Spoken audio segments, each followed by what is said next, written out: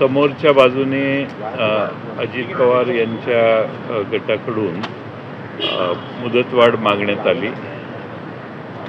आमच्या वकिलांनी त्याला विरोध केला, पण अध्यक्षांनी त्यांचा निर्णय घेतला आणि त्यांनी आता 23 तारखेपासून हिअरिंग ठेवलेलं आहे। आज मी ह्या अपेक्षेने आलेलो की माझी साक्ष आज होईल, परंतु आता ती तारीख 23 तारीख निश्चित करण्यात आली आहे, कारण विरोधी बाजूच्या वकिलांनी आम्ही जे फाईल केलेले ॲफिडेविट आहेत ते वाचण्यासाठी आणि तयारी करण्यासाठी वेळ मागितला।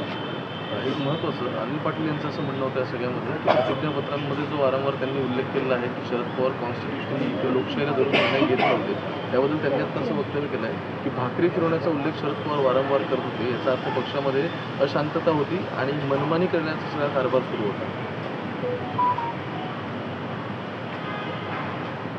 अनिल पाटील 2019लाच आमच्या पक्षात आलेले आहेत, त्यामुळं भाकरी फिरवण्याचा आणि त्यांचा काही संबंध येण्याची आवश्यकता नाही आहे, कारण तेच मुळात अजून आमचा पक्ष कसा चालतो याची माहिती त्यांना नाही आहे।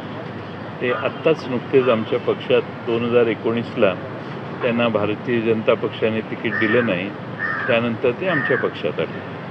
सर, त्याचबरोबर जर आपण पाहिलं तर मग त्यांच्याकडून नवीन कागदपत्र देखील दाखल करण्यात आलेली आहे आता, तर मग त्याच्याकडे नवीन कागदपत्र दाखल करण्यात आलेली आहेत, त्याबद्दल आमच्या वकिलांनी ती कागदपत्र पाहण्यासाठी मागितलेली आहेत आणि त्यासाठी अध्यक्षांनी मान्यता दिलेली आहे। त्याप्रमाणे ती कागदपत्र जी नवीन दाखल केलेली आहेत ती पाहण्यात येतील। मधल्या काळात काही आमदार जे आहेत त्यांचं शपथपत्र काही लोकांना तिकडे सादर केलं, काही लोकांना इकडे सादर केलं, अशी परिस्थिती होती। आता नव्यानं शपथपत्र सादर करण्यात आले अशी देखील माहिती मिळते, याचं काही माहीत नाही मला काय सादर करण्यात आले आणि कुणी सादर केलेले आहेत। विधानसभेचे सदस्य काही इकडे, काही तिकडे, काहींनी मग तिकडे जाऊन पुन्हा इकडे अशी वेगळी भूमिका घेतलेल्या आहेत। त्याप्रमाणे आज जे दाखल करत असतील ते आज काय कुणी केलं मला माहीत नाही, पण ते पाहावं लागेल। मनोज जरांगे आता मुंबईच्या दिशेने यायला निघालेले आहेत, त्यांच्या मागण्या ज्या आहेत त्या पूर्ण होऊन झालेल्या नाहीत आणि त्यामुळे एक आक्रमक पवित्र त्यांना घेतला आहे।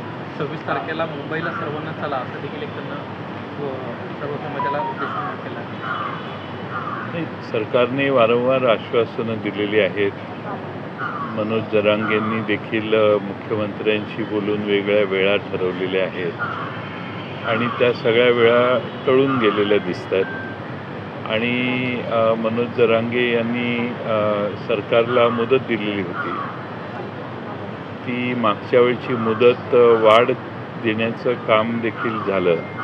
आता 24 तारीख पुन्हा दिलेली होती, त्याप्रमाणे आता त्यांना आजच माननीय मुख्यमंत्री महोदयांनी आवाहन केलेलं माझ्या पाहण्यात आलं, त्यामुळं मुख्यमंत्र्यांच्या आव्हानाला ते कसा प्रतिसाद देतात त्यावर ठरेल।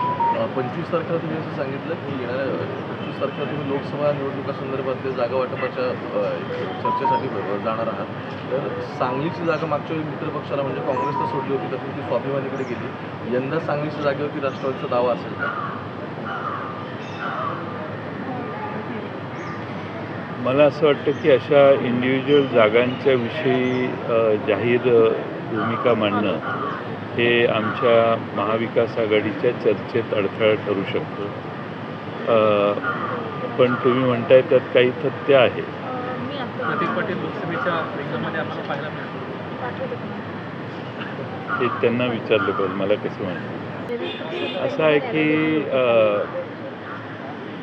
त्यांना नोटीस आलेली आहे आणि मला खात्री आहे की रोहित पवार हे त्या नोटिसीला समर्पक उत्तरं देतील।